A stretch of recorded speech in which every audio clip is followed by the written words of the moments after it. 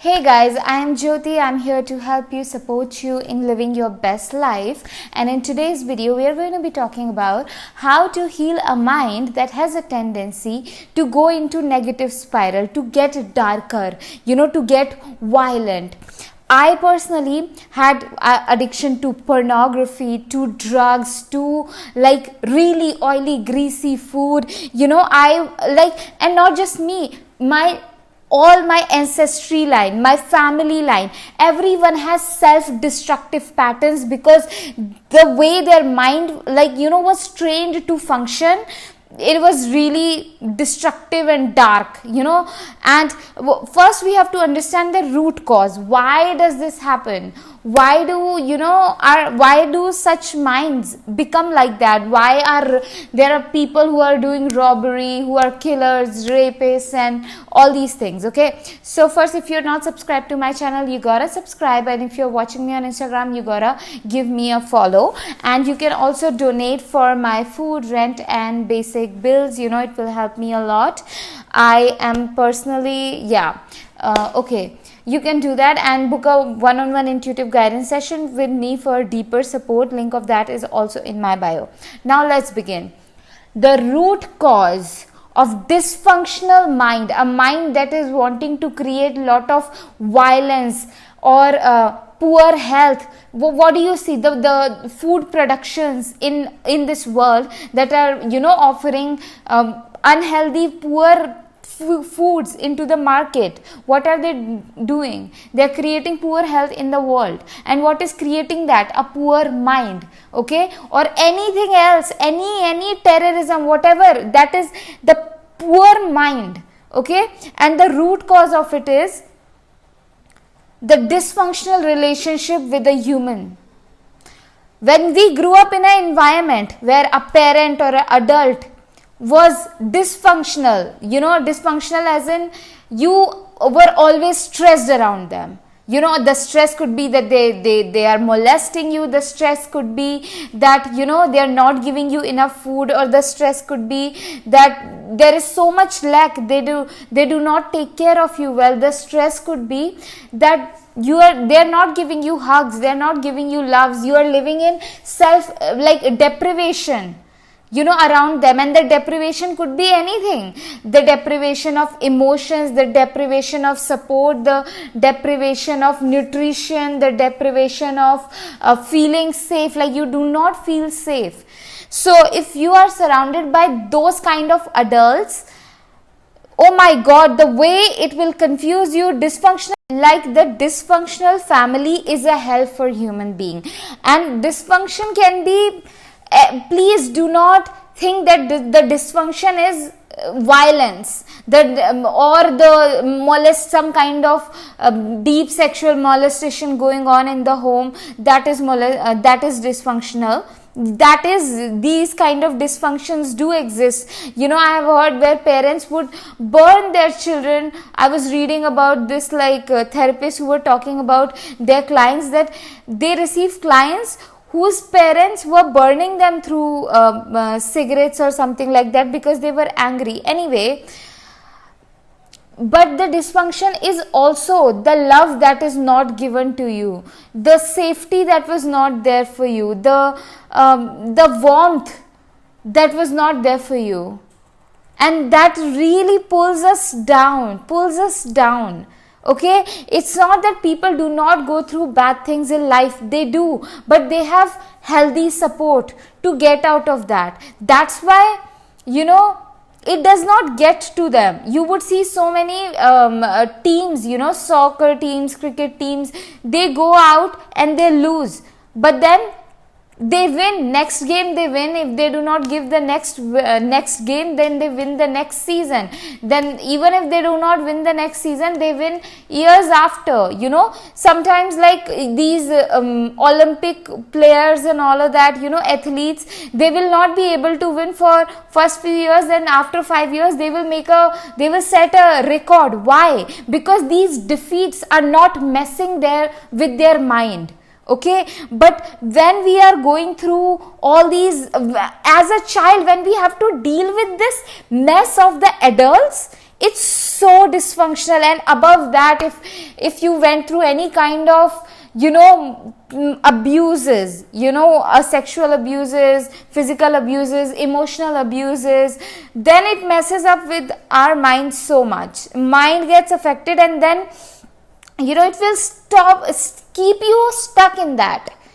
You will find yourself winning fake arguments, rescuing yourself from the fake situation. What is it doing? Just reliving what has been done on it, and finding the resolve in the present moment when your body is not there. Your body is not there in that situation of chaos right now, but your mind is there, right? If you have seen that, like, even when you let go of the chains of an elephant, it will still not run away, because for many years when it was in chain, its mind got chained.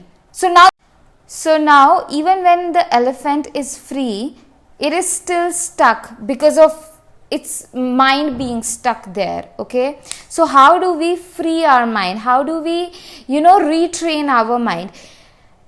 It requires training. That's true. It requires training the way you put a software in a mobile phone, and then the mobile phone will function as the software is, So you have to train a mind.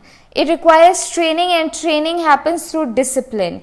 You have to discipline it, build habits that reprogram your mind. If your abuse is too deep, you can have professional help. Book a one-on-one intuitive guidance session with me. Link of that is in my bio. But also, like, getting into nature, prioritizing it, getting into nature every day, getting sunlight, and like having like prayer, and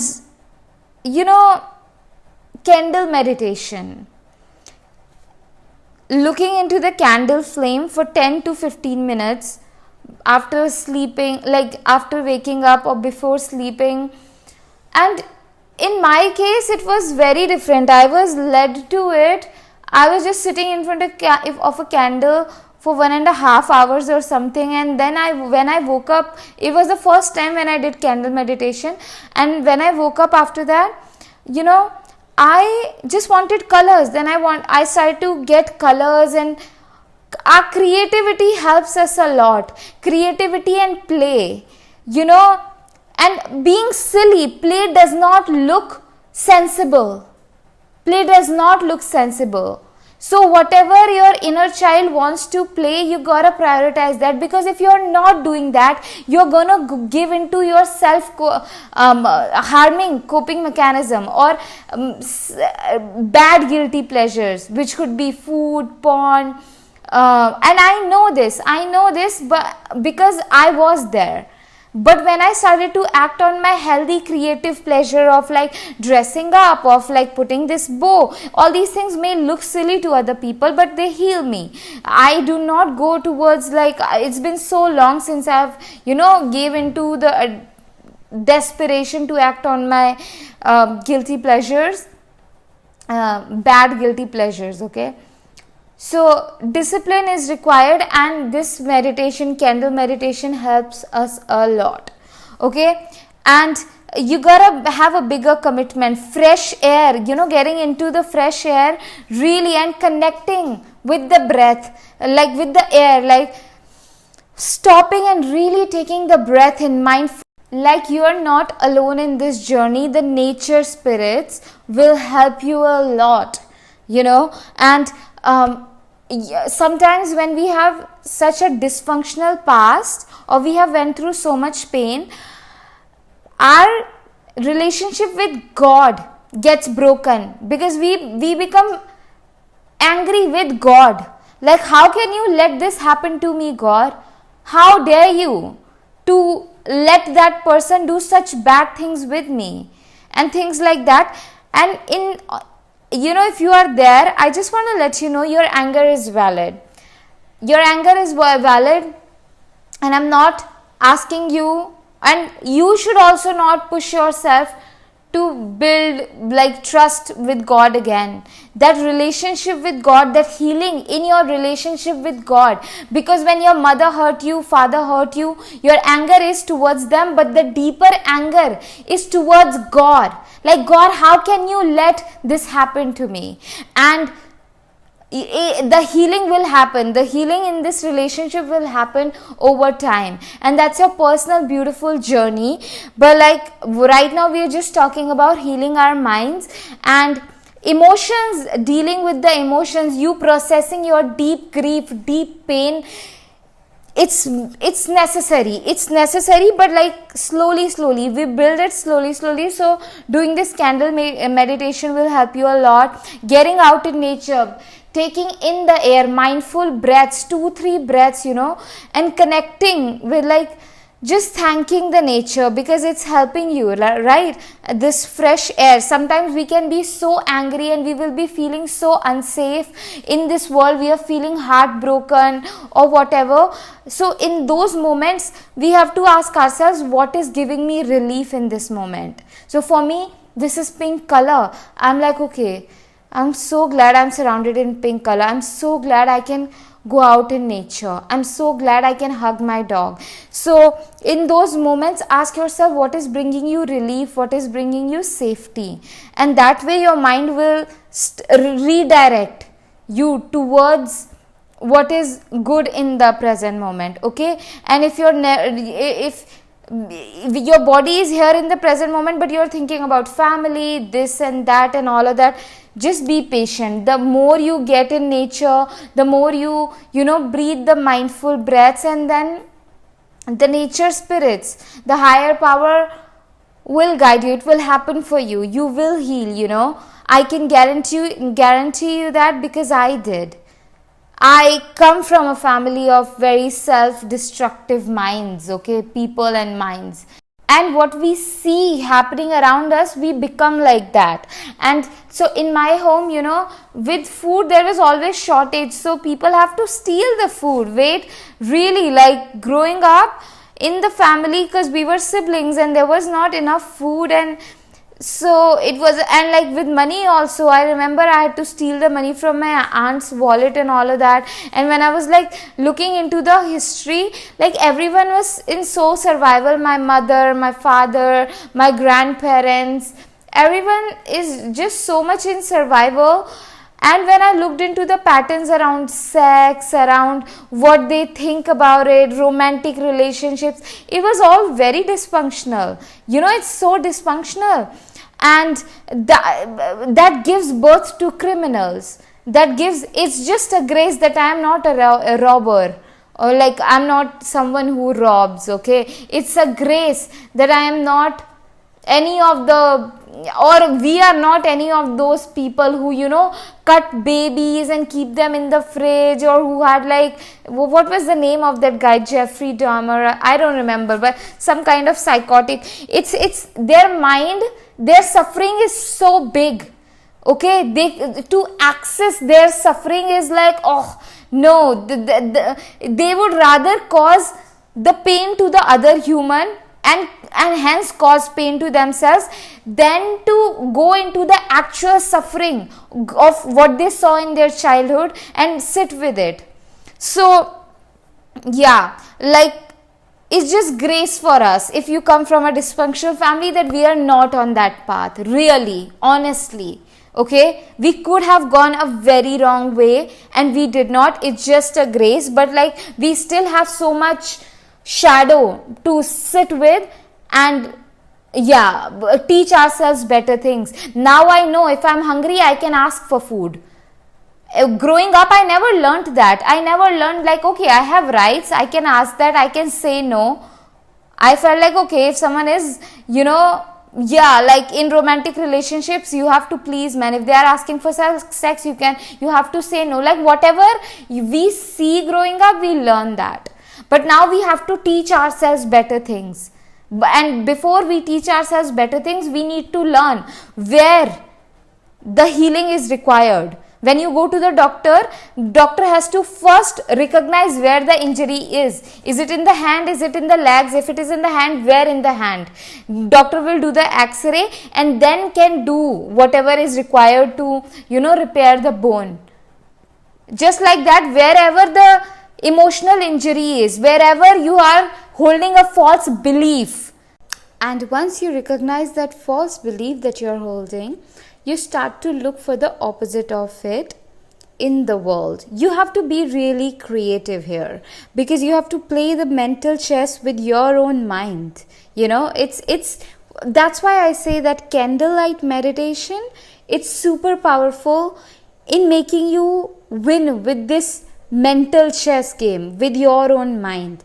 So for example, the belief you could be holding, like, okay, I am not enough, I am not lovable enough, like I'm not beautiful enough to be loved, I'm not wise enough to be successful, I'm not whatever. Then you look for the opposite of it in the world.